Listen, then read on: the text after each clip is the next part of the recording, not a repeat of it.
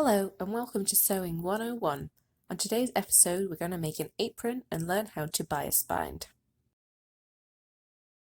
Materials you'll need for this project include bias binding and fabric. The fabric needs to be cut into 3 rectangles with the dimensions listed on the screen.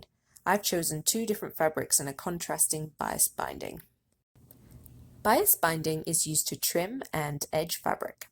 It has been cut on the bias of the fabric, which allows it to have some movement and means you can use it to go around corners. Bias binding comes pre-ironed with seams already in place, so it is ready to use. It has give to it and it comes in different widths and many different colors. Take the medium-sized rectangle and apply the bias binding to one of the long edges. You will unfold the bias binding and place it face to face with the top of the fabric and pin in place. Have the pins go the opposite direction to the bias binding for easy removal. Once you've pinned your bias binding in place, you're going to take it to the machine and sew along the seam that is closest to the edge, where it is creased by the iron.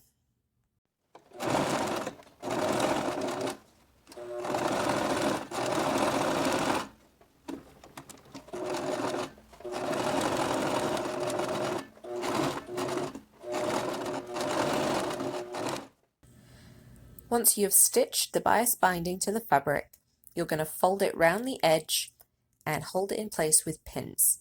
This traps the edge of the fabric inside of the bias binding to create the finish. You're then going to take it back to the machine and top stitch along the bias binding. I find this best is done on the top side of your fabric because this is the part you're going to see. The pins hold the bias binding in place, but it's important that you make sure you're catching the underside edge.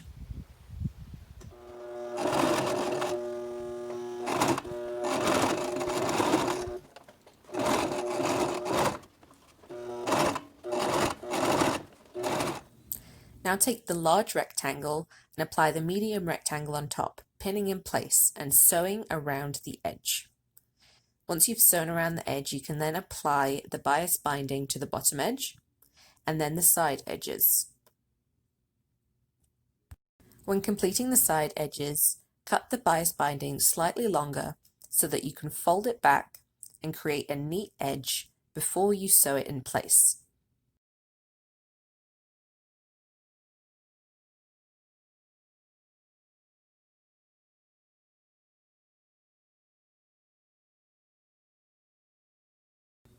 To finish off your corner and make it neat, use a slip stitch to secure the 2 sides together.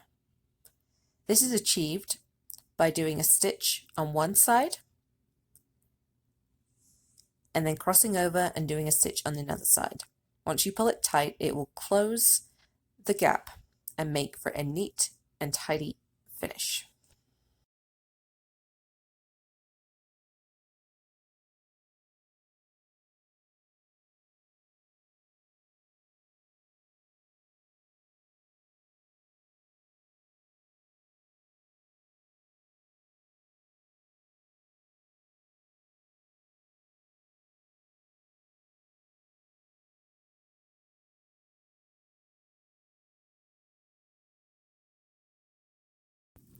To prepare the waistband, take the long rectangle and on the wrong side you're going to mark an inch on either side. This is going to be a guide that you will use to iron the waistband in preparation for it to be sewn. The edge of the fabric is brought up to the line and then ironed in place. You're going to repeat that on the other side and then you're going to fold in half and iron again.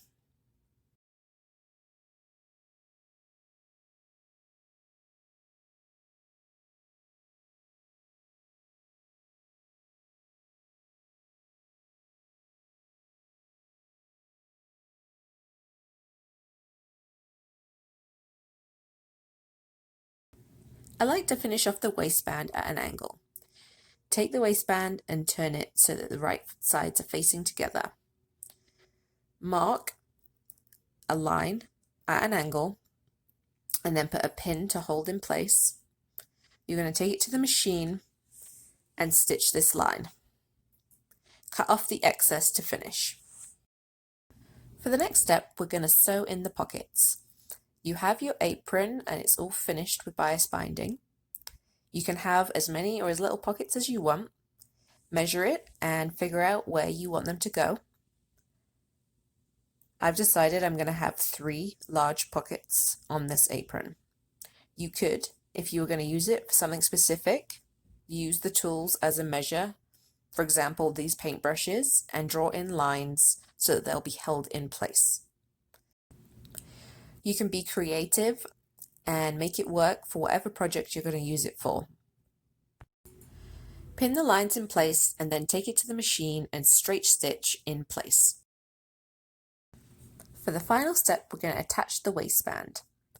As you can see, the pockets have been sewn in place. Measure down from the top edge around 1 inch. You want a decent seam allowance so that there's lots of fabric to catch in the waistband. Measure halfway into the fabric. Here is the waistband already prepared. This is with the stitching and then it has been turned inside out. Find the halfway point on the waistband as well and mark in place with a pin. You're then going to match the pins up. Place the apron fabric inside of the waistband to catch it. You're then going to pin in place on the pre-marked line. Make sure to pin all the way through to both sides of the waistband.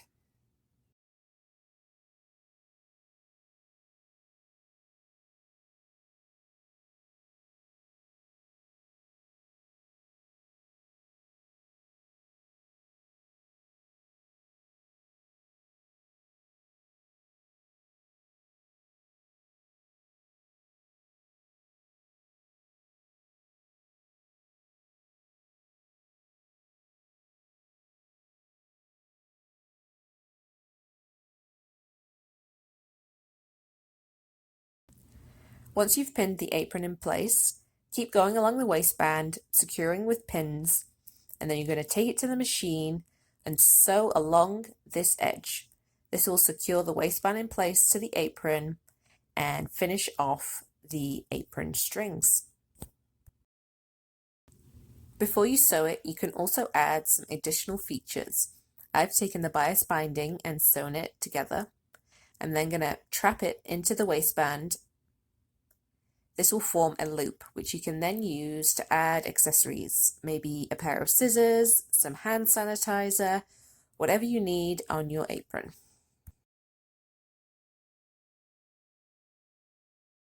Thanks for joining us for another episode of Sewing 101. Remember to tag us at Fernie Art Station with all of your creations.